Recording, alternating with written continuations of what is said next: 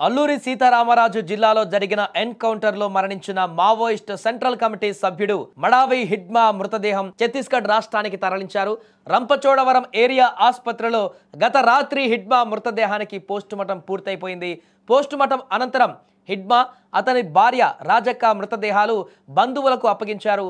హిడ్మా స్వగ్రామం ఛత్తీస్గఢ్లోని సుక్మా జిల్లా పువర్తి గ్రామంలో అంత్యక్రియలు జరగనున్నాయి. అయితే హిడ్మా పోస్టుమార్టంలో ఆయన సోదరుడితో పాటు ఇతర కుటుంబ సభ్యులు కూడా పాల్గొన్నారు.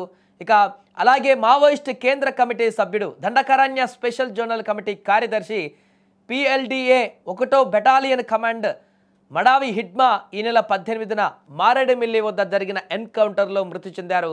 అలాగే ఈ నెల 18, 19 తేదీలలో మారేడుమిల్లి దగ్గర 2 వరుస ఎన్కౌంటర్లలో మరో 13 మంది మావోయిస్టులు కూడా హతమయ్యారు. ఇంతవరకు 6 మావోయిస్టుల మృతదేహాలకు పోస్టుమార్టం పూర్తి చేయగా మిగిలిన 7 మావోయిస్టుల మృతదేహాలకు పోస్టుమార్టం కొనసాగుతుంది. ఇక పోస్టుమార్టం నిర్వహిస్తున్నటువంటి రంపచోడవరం ఏరియా హాస్పిటల్ మార్చరీ దగ్గర భారీగా భద్రతా దళాలతో భద్రతను ఏర్పాటు చేశారు. పోస్టుమార్టం పూర్తయిన మావోయిస్టుల మృతదేహాలను వారి బంధువులకు అప్పగిస్తున్నారు పోలీసులు.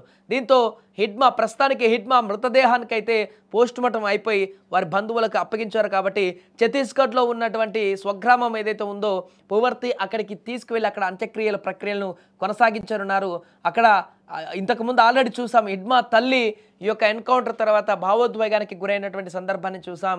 అంతకు ముందే హిడ్మాను లొంగిపోవాలంటూ కూడా తన తల్లి చెప్పినటువంటి విషయాన్ని కూడా మనం చూడడం జరిగింది. కానీ తల్లి మాట వినలేదు. హిడ్మా లొంగిపోవడానికంటే ముందే అటు ఎదురు కాల్పులలో ఎన్కౌంటర్లో మృతి చెందినటువంటి పరిస్థితి ఏర్పడింది. దీంతో ఒక్కసారిగా ఆ తల్లి, హిడ్మా తల్లి కూడా కన్నీటి పర్యాంతమవుతూ ఆవేదనకు లోనైనటువంటి సందర్భాన్ని కూడా చూసాం.